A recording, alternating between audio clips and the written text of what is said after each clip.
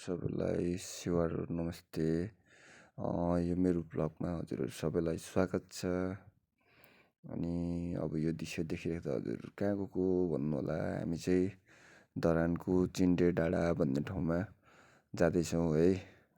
उकालोको बाटो छ, जङ्गलको बाटो छ। मेरो भाइ, सालो भाइ र म दुईजना हामी जाँदैछौँ। हामी चाहिँ खास माथि गएर सम्भवतः भएछ भने प्याराग्लाइडिङ गर्ने सोच बनाएर जाँदै गरेको है। उकालो जति हिँड्दै गयो एकछिन थकाइ मेट्नलाई यसो उभियो, धरानको भ्यू हेऱ्यो है। कति सुन्दर देखिने क्या माथिबाट। अब धरान पुरै धरान देखिने नि त। अनि फोटोसोटो खिच्दै है, धरानको भ्यू हेर्दै फोटो खिच्दै जाँदै गर्दै हामी उकालो गइरहेको थियौँ। अनि जति गयो उत्तिकै अब उँधो फर्केर हेर्नु बित्तिकै धरानको भ्यू देखिने क्या, अब पुरै देखिने होइन।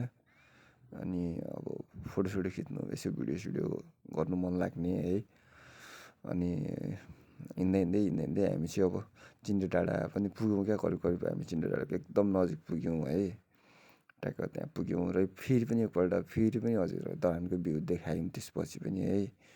अनि अब चाहिँ हामी करिब पुगिसक्यौँ भनौँ न। चिन्डे डाँडाको स्पोट निरै पुग्यौँ हामी, नजिकै पुगिसकेका छौँ। यो लास्ट उकालो यो थोरै हिँड्नु बित्तिकै हामी चिन्डे डाँडा जुन प्याराग्लाइडिङ गर्ने स्पोटमा पुग्छौँ है त हामी। हेर्दै जानु है, हजुरहरू हेरिदिनु होला भिडियोहरू। हामी तर गलेर धेरै नै गलिसक्यौँ है, पसिना भएर पुगेको थियौँ। अनि देखिराख्नु भएछ यो जति पनि थोरै मार्बल ओछ्याएको ठाउँ छ नि, टाइलिङ ओछ्याएको ठाउँ, त्यहाँबाट चाहिँ प्याराग्लाइडिङ यहीँबाट है उड्ने ठाउँ, प्याराग्लाइडिङ गर्ने ठाउँ। तपाईँहरूलाई स्टेडियम देखिराख्नु भएको छ नि, धरानको स्टेडियम।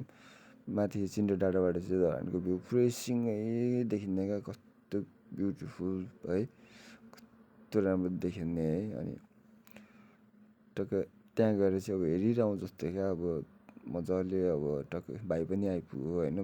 भाइ र म सँगसँगै हिँडिरहेको थियौँ, हामी सँगसँगै थियौँ अघि पछि गर्दै है। तर उकालो हिँडेर जानु हामीलाई निकै गाह्रो पनि भएको थियो होइन। तर पनि हामी पुग्यौँ। अनि भाइ र म गफ गर्दै गइरहेको थियौँ। यहाँ चाहिँ भाइले भनिरहेको थियो क्या मलाई औँला टाकेर, यही एरियाबाट है भेना प्याराग्लाइडिङ गर्ने ठाउँ चाहिँ यही एरिया हो भनेर देखाइरहेको थियो क्या। त्यो औँला टाकेर देखाइरहेको छ नि, हाम्रो राष्ट्रिय झन्डा है फर्फराइरहेको। यहीँबाट पनि देख्नु होला, यहाँ कति सुन्दर होला, कति शीतल, कति बस्नलाई कति आनन्द होला भन्ने तपाईँहरूले यहाँबाट पनि महसुस गरिराख्नु होला। कस्तो मिठो हावा आउने क्या। अब गर्मी नि घाम लागिरहे पनि तर हावाले गर्दाखेरि गर्मी महसुसै नहुने क्या है। अनि हामी गयौँ होइन। अनि यहाँनिर पनि तर अझै पनि अब त्यस्तो प्रपर कम्प्लिटली राम्रो भइसकेको रहेन रहेछ। अझै बनाउँदै हुँदो रहेछ, अहिले स्थगित भएको रहेछ होइन। जुन यो देखेको छ नि थोरै स्पेस, यहाँ माथि यो जुन जुम गरेर देखाइयो नि, त्यो चाहिँ भेटारको त्यो स्काई ब्रिज भन्ने ठाउँ। हामीले देख्यौँ क्यामेरा जुम त्यति उयो नभएकोले गर्दा देखिएन है। अनि जुन यो बिचमा यो अलिकति रातो यो गरेको छ नि, यो चाहिँ पूजा गरेको रहेछ क्या। सुम्निमा पारुवाङ मन्दिर बनाउने भनेर त्यहाँनिर चाहिँ उद्घाटन गर्नुभएको रहेछ। अनि चिन्डे डाँडा पुग्यौँ है। अब अनि हामीले एउटा आइसक्रिम खायौँ सालै भेना, एकछिन फोन खेलायौँ, एकछिन रेस्ट गऱ्यौँ है। रेस्ट गरिसकेपछि अब यहाँबाट पनि हामी निस्किने भयौँ नि त। अब एनर्जी ड्रिङ्क त खानु पऱ्यो। अनि के खाने त भन्दा आइसक्रिम खायौँ, सालो भेनाले एउटा आइसक्रिम खायौँ। खाइसकेपछि अब एकछिन आराम गरेर त्यहाँबाट निस्क्यौँ। अनि टक्क यहाँ आएपछि भाइले फोटो खिच्ने भन्यो नि त, फोटोसोटो खिच्यौँ है। झन्डा हेर्नु फ्ल्याग कस्तो मिठो हल्लिरहेको थियो, कस्तो मिठो हावा आइरहेको थियो है हावा सँगसँगै। अनि त्यसपछि तर अफसोस कुरा के भन्दा प्याराग्लाइडिङ चाहिँ अब बन्द भइरहेको रहेछ, अहिले उडाइरहेको रहेन रहेछ नि त। त्यही भएर हामी उड्न चाहिँ पाइनौँ। त्यहाँ दृश्य हेऱ्यौँ, रमिता हेऱ्यौँ, हावा खायौँ है।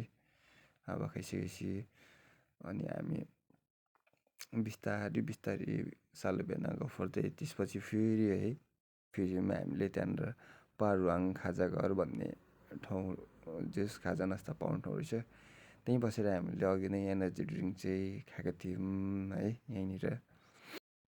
अनि त्यसो भन्दै हामी एनर्जी ड्रिङ्कहरू खाइसकेपछि प्याराग्लाइडिङ पनि नगर्ने भएपछि अनि हामी फेरि